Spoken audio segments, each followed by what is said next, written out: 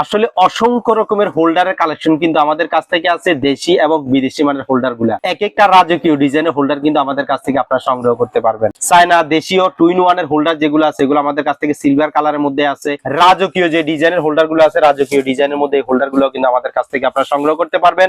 মনে হচ্ছে যেন 22 ক্যারেট স্বর্ণ দিয়ে করা এই স্বর্ণের হোল্ডার গুলো কিন্তু আমাদের কাছ থেকে আপনারা সংগ্রহ করতে পারবেন।